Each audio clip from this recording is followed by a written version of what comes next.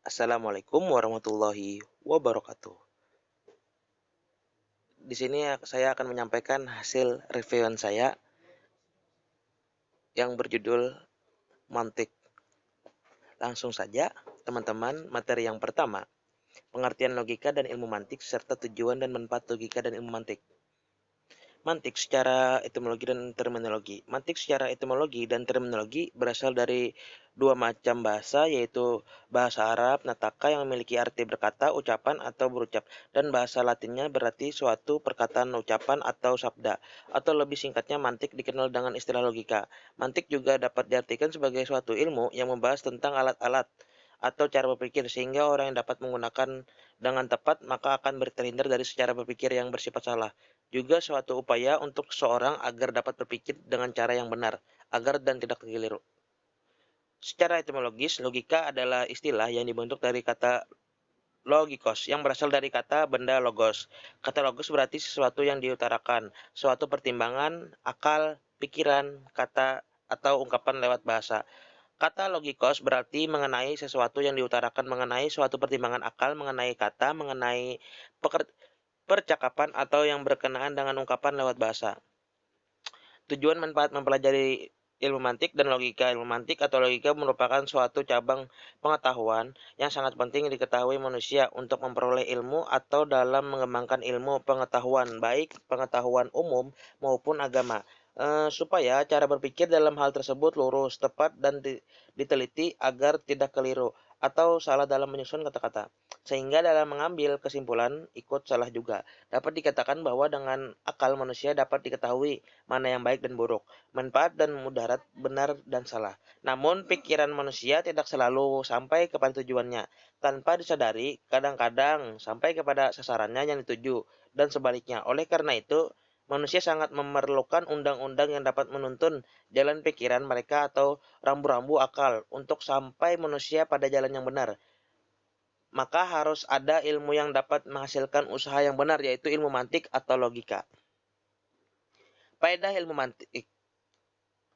Yang pertama, menjelaskan dan mempergunakan prinsip-prinsip abstrak yang dapat dipakai dalam semua lapangan ilmu pengetahuan. Yang kedua, menambah daya berpikir abstrak dan dengan demikian melatih dan mengembangkan daya pemikiran dan menimbulkan disiplin intelektual. Yang ketiga, mencegah kita tersesat oleh segala sesuatu yang kita peroleh berdasarkan otorita. Yang keempat, mendidik kekuatan akal pikiran dan mengembangkan sebaik-baiknya dengan melatih dan membiasakan mengadakan penyelidikan-penyelidikan tentang cara berpikir. Ada beberapa faedah mempelajari logika, antara lain yang pertama, membantu setiap orang yang mempelajari logika untuk berpikir secara rasional, kritis, lurus, tepat, tertib, dan metodis. Yang kedua, meningkatkan kemampuan berpikir secara abstrak, cermat, dan objektif. Yang ketiga, menambah kecerdasan dan meningkatkan kemampuan berpikir secara tajam dan mandiri. Yang keempat, meningkatkan cinta akan kebenaran dan menghindari kekeliruan serta kesesatan. Materi yang kedua, sejarah dan perkembangan mantik. Eh, Sejarah logika. Logika berasal dari bahasa Latin logos yang berarti perkataan. Istilah logos secara etimologis sebenarnya diturunkan dari kata sifat logika pikiran atau kata istilah mantik dalam bahasa Arab berasal dari kata kerja nataka yang berarti berkata atau berucap. Istilah dari logika dilihat dari segi etimologis berasal dari kata Yunani logos yang digunakan dengan beberapa arti seperti ucapan, bahasa, kata, pengertian, pikiran, akal budi, dan ilmu. Mantik atau logika merupakan ilmu kaidah berpikir yang dirintis pertama kali oleh Aristoteles dan mulai berkembang di dunia Islam pada masa Umayyah. Kedatangan logika di dunia Islam ini mendapatkan tanggapan yang beraneka ragam. Ada yang apresiatif dan mengembangkannya lebih jauh dengan cara menafsirkan dan menyempurnakannya, tetapi ada juga yang menolak dan menganggapnya bid'ah.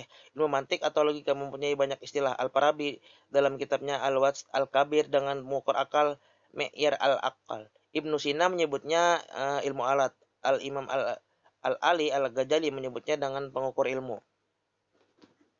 Sejarah logika. Menurut sejarah, dasar-dasar ilmu mantik logika sudah dipelajari semenjak zaman Luqman Hakim atau zaman Nabi Daud alaihissalam. Dari Luqman Hakim turun kepada filsuf bin Duples, kemudian turun kepada filsuf Socrates dan Bakratis, lalu turun kepada Aflatun dan akhirnya sampai kepada filsuf Aristoteles yang dikenal sebagai bapak logika. Logika merupakan cabang dari ilmu filsafat, maka sejarah lahirnya logika tidak bisa lepas dari bagaimana filsafat itu muncul. Filsafat pertama kali muncul di Yunani, yaitu pada abad ke-6. Aristoteles seorang filsuf dan ilmuwan terbesar dalam dunia masa lampau yang mempelopori penyelidikan ihwal logika, memperkarya hampir setiap cabang filsafat dan memberi sumbangan-sumbangan besar terhadap ilmu pengetahuan. Pendapat Aristoteles dalam semesta tidaklah dikendalikan oleh serba kebetulan, oleh keinginan atau kehendak dewa yang terduga, melainkan tingkah laku alam semesta itu tunduk pada hukum-hukum rasional. Kepercayaan ini menurut Aristoteles diperlukan bagi manusia untuk mempertanyakan setiap aspek dunia alamiah secara sistematis, dan kita harus memanfaatkan pengamatan empiris dan alasan-alasan yang logis sebelum mengambil keputusan. Kelanjutan sejarah perkembangan logika. Logika pertama kali disusun oleh Aristoteles sebagai sebuah ilmu tentang hukum berpikir guna memelihara jalan pikiran dari setiap kekeliruan.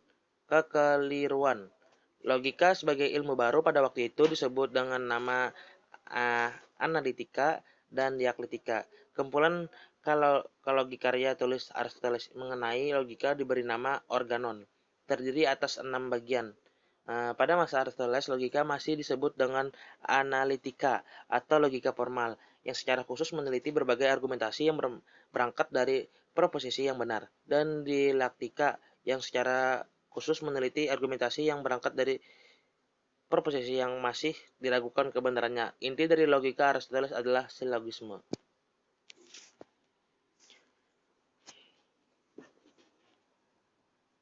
Nah, kalau di sini sejarah perkembangan logika dan ilmu mantik di dunia Yunani tua, ada di dunia abad pertengahan, dunia modern, dan perkembangan logika dalam Islam.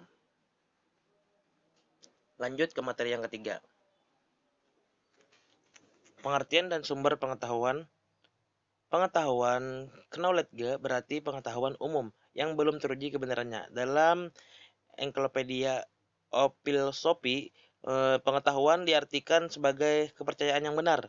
Knowledge is true life. Sementara dalam khusus filsafat sendiri dijelaskan bahwa pengetahuan merupakan proses kehidupan yang diketahui manusia secara langsung melalui kesadarannya sendiri. Adapun sumber pengetahuan terbagi menjadi 4, yaitu akal, pengalaman, intuisi, wahyu. Jenis-jenis pengetahuan. Pengetahuan indrawi. Pengetahuan indrawi adalah pengetahuan yang diperoleh manusia melalui indra atau sense, atau pengalaman yang dialami atau dilakukan olehnya. Pengetahuan indrawi erat kaitannya dengan empirisme, pengalaman, karena dalam empirisme sumber utama untuk memperoleh pengetahuan melalui pengalaman indrawi. Pengetahuan imajinatif.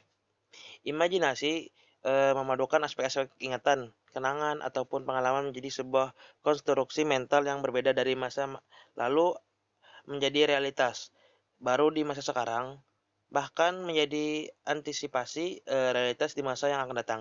Sederhananya, pengetahuan imajinatif merupakan pengetahuan yang dimiliki oleh seseorang melalui bayang-bayang visual yang pernah dilihat atau dibayangkan dalam pikirannya sebelumnya. Jenis-jenis ilmu. Jenis ilmu sini ada ilmu ushuli atau korespondensi. Yang kedua ilmu hudri atau kehadiran. Lanjut materi yang keempat, prinsip dasar dalam logika. Prinsip adalah pernyataan yang mengandung kebenaran universal. Kebenaran universal adalah kebenaran yang berlaku umum dimanapun dan kapanpun. Ia seluruhnya benar dan tidak terbantahkan. Suatu prinsip dikatakan sebagai prinsip dasar apabila prinsip tersebut tidak memerlukan bukti dari yang lain karena sudah terbukti dengan sendirinya. Oleh karenanya, prinsip dasar merupakan pernyataan yang mengandung kebenaran universal yang kebenarannya sudah terbukti dengan sendirinya. Istilah lain dari prinsip dasar adalah asas pemikiran. Asas adalah sesuatu yang mendahului atau sesuatu yang menjadi pedoman. Asas pemikiran, asas identitas, asas kontradiksi, asas penolakan kemungkinan ketiga. Asas identitas. Asas identitas atau principium identitas atau kanun zatiyah merupakan dasar dari semua pemikiran dan bahkan pemikiran yang lain. Prinsip ini mengatakan bahwa sesuatu itu adalah dia sendiri, bukan jika kita mengakui bahwa sesuatu itu Z, maka ia adalah Z dan bukan A, B, atau C. Bila dijadikan rumus, maka akan berbunyi bila proposisi itu benar, maka benarlah ia. Prinsip ini merupakan prinsip kesamaan yang berbunyi suatu benda atau benda itu sendiri dan bukan yang lain. Dalam logika, pernyataan itu berarti apabila sesuatu diakui semua, maka kesimpulan yang lain yang ditarik dari pengakuan itu juga harus diakui. Apabila sesuatu itu diakui, lalu kesimpulan yang ditarik daripadanya dipungkiri, maka pengakuan seperti ini harus dibatalkan. Kalau dalam ilmu hukum, pengingkaran sebagaimana diungkapkan tersebut harus dinyatakan batal demi hukum. Oleh karena itu, poin penting yang harus dipegang erat adalah bahwa tidaklah dapat sesuatu itu diakui serentak sekaligus juga dipungkiri. Asas kontradiksi. Asas kontradiksi, prinsip kontradiktoris atau konon tanakut, merupakan perumusan negatif dari asas identitas. Dalam logika ini berarti mentaati asas identitas dengan menjauhkan diri dari kontradiksi atau tidak boleh memungkiri atau membatalkan begitu saja sesuatu yang sudah diakui. Prinsip ini mengatakan bahwa pengingkaran sesuatu tidak mungkin sama dengan pengakuannya. Jika kita mengakui bahwa sesuatu itu bukan A, maka tidak mungkin pada saat itu ia adalah A. Sebab realitas hanya satu sebagaimana disebut oleh asas identitas. Dunia kenyataan yang kontradiktoris tidak mungkin bersama-sama secara simultan. Jika dirumuskan, maka akan berbunyi, tidak ada proposisi yang sekaligus benar dan salah. Asas penolakan kemungkinan ketiga. Asas penolakan kemungkinan ketiga, Principium exclusivity atau kanon imtina. Asas ini mengatakan bahwa antara pengakuan dan pengingkaran kebenarannya terletak pada salah satunya. Pengakuan dan pengingkarannya merupakan pertentangan mutlak karena itu tidak mungkin keduanya benar dan juga tidak mungkin keduanya salah. Rumusnya adalah suatu proposisi selalu dalam keadaan benar atau salah. Menurut hukum tersebut, segala sesuatu hanya memiliki salah satu karakteristik tertentu. Jika A sama dengan A, maka ia tidak dapat sama dengan non-A. A tidak dapat menjadi bagian dari dua kelas yang bertentangan pada waktu bersamaan. Dimanapun dua hal yang berlawanan tersebut akan saling bertentangan. Keduanya tidak dapat dikatakan benar atau salah. A adalah bukan B dan B bukan A. Nah, kebenaran dari sebuah pernyataan selalu menunjukkan kesalahan berdasarkan lawan pertentangannya dan sebaliknya. Lanjut materi yang kelima, macam-macam logika. Pembagian logika merupakan sarana berpikir sistematis, valid, cepat, dan tepat, serta dapat dipertanggungjawabkan. Dalam berpikir logis, dibutuhkan kondisi-kondisi tertentu seperti mencintai kebenaran, mengetahui apa yang sedang dikerjakan, dan apa yang sedang dikatakan. Membuat perbedaan dan pembagian definisi yang tepat, dan mengetahui mengapa kesimpulan kita begitu, serta menghindari kesalahan-kesalahan. Menurut Amsal Bakhtiar, logika adalah sarana untuk berpikir dengan sistematis, terarah, valid, dan dapat dipertanggungjawabkan. Karena itu, berpikir logis adalah berpikir sesuai dengan aturan berpikir. Logika terbagi menjadi 3 bagian. Yang pertama, logika yang dilihat dari kualitas logika naturalis atau al-mantik al-fitri, dan logika artificialis atau al-mantik al-suri. Yang kedua, logika yang dilihat dari metodenya, logika tradisional al-mantik al-qadim, dan logika modern al-mantik al-hadis. Yang ketiga, logika yang dilihat Dari objeknya logika formal al-mantik as-suhari dan logika material al-mantik al-maddi.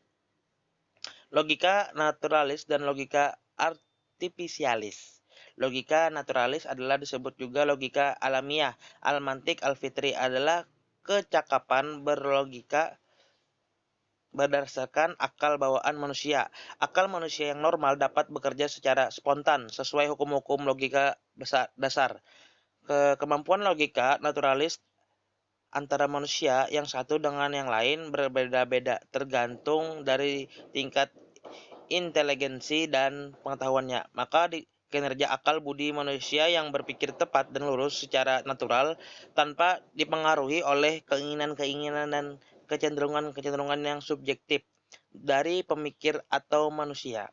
Namun, suatu waktu logika alamiah bisa mengalami kebuntuan sebab sifatnya hanyalah bersifat alamiah. Oleh sebab itu, terlahirlah logika artifisialis yang menjadi asas atau aturan-aturan untuk berlogika yang benar dan meminimalisir kebuntuan atau kesesatan tersebut. Logika artifisialis atau disebut juga dengan logika ilmiah al-mantik al-suri mempertajam pikiran, akal, budi. Logika ilmiah menjadi ilmu khusus yang merumuskan asas-asas yang harus ditepati dalam setiap pemikiran. Logika ilmiah dimaksudkan untuk menghindarkan kesesatan atau paling tidak mengurangi kesesatan pikiran. Logika tradisional dan logika modern. Logika klasik atau tradisional pertama kali diperkenalkan oleh Aristoteles, filsuf dan ahli sains dari Yunani, seorang murid dari Akademi Plato, sehingga logika yang diperkenalkan sebagai logika Aristoteles. Aristoteles mengembangkannya suatu aturan-aturan untuk penalaran silogistik yang benar. Menurutnya, suatu silogisme adalah suatu argumen yang terbentuk dari pernyataan-pernyataan dengan salah satu atau keempat sebagai berikut. Yang pertama, semua A adalah B, universal afirmatif. Yang kedua, tidak A adalah B, universal negatif. Yang ketiga, beberapa A adalah B, partikular afirmatif. Yang keempat, beberapa A adalah tidak B, partikular negatif. Logika modern atau logika simbolik dikembangkan dari logika Aristoteles oleh Augustus de Morgan dan George Boole. Logika klasik dan logika modern termasuk dalam logika deduktif, di mana premis dari suatu argumen yang valid harus memiliki kesimpulan atau kebenaran suatu yang kesimpulan harus mengikuti premis-premisnya. Logika modern dijadikan dasar pembuatan aljabar Boole yang dikembangkan oleh George Boole dan menjadi dasar teori tentang perkembangan komputer digital. Logika formal dan logika material. Logika formal sering disebut dengan logika minor atau logika induktif. Logika formal adalah mempelajari asas-asas, aturan-aturan atau hukum-hukum berpikir yang harus ditaati agar orang yang berpikir dengan benar dan mencapai kebenaran. Logika formal menyusun pola-pola, bentuk-bentuk penarikan kesimpulan yang sah. Contoh logika formal bentuk. Yang pertama, semua binatang mempunyai sayap. Yang kedua, semua mobil adalah binatang. Yang ketiga, jadi semua mobil mempunyai sayap. Logika material adalah ilmu yang mempelajari proses aktivitas pikir yang memungkinkan lahirnya pengetahuan yang benar dan metode-metode yang dapat membantu untuk memperoleh pengetahuan baru tersebut. Logika material membicarakan persesuaian antara pikiran dan dengan objek yang dipikirkan. Contoh logika material isi. Yang pertama, semua burung mempunyai sayap. Yang kedua, semua bangau mempunyai sayap. Yang ketiga, jadi semua bangau adalah burung. Lanjut, yang terakhir, materi yang keenam. Keterkaitan logika atau mantik dengan bidang ilmu lain. Hubungan logika dengan psikologi Psikologi dan logika sangat berhubungan dalam memikirkan segala sesuatu yang tentang manusia, sehingga logika berguna untuk membahas tentang proses berpikir kejiwaan manusia supaya terhindar dari penyakit kejiwaan ringan. Dalam psikologi berbicara tentang perkembangan pikiran dan pengalaman lewat proses subjektif dan jiwa. Hubungan logika dengan bahasa. Hubungan bahasa dan logika dapat dijelaskan bahwa hasil yang diperoleh dari mempergunakan suatu teknik logika akan tergantung dari baik buruknya alat bahasa yang digunakan. Penggunaan bahasa sebagai alat logika harus memperhatikan perbedaan antara bahasa sebagai alat logika dan bahasa sebagai alat kesusastraan. Kita ambil contoh dari pernyataan lukisan itu tidak jelek. Maka yang saya maksud lukisan itu belum dapat dikatakan penggunaan bahasa sebagai alat logika harus memperhatikan perbedaan antara bahasa sebagai alat logika dan bahasa sebagai alat kesusastraan. Hubungan logika dengan matematika. Matematika mendapatkan momentum baru dalam peradaban Yunani yang sangat memperhatikan aspek estetik dari matematika. Dapat dikatakan bahwa Yunanilah yang meletakkan dasar matematika sebagai cara berpikir rasional dengan menetapkan berbagai langkah dan definisi tertentu. Bagi dunia keilmuan, matematika berperan sebagai bahasa simbolik yang memungkinkan terwujudnya komunikasi yang cermat dan tepat. Konsep matematika dapat diturunkan dari konsep-konsep logika dengan melalui batas-batasan yang jelas. Dalil-dalil matematika dapat diturunkan dari aksioma-aksioma logika dengan perantara deduksi logis secara murni. Menurut Bertrand Russell, logika adalah masa muda matematika dan matematika adalah masa dewasa logika. Sekian hasil review saya. Minta rela bila ada kekurangan atau kekeliruan dalam reviewan saya. Sekian, terima kasih. Wassalamualaikum warahmatullahi wabarakatuh.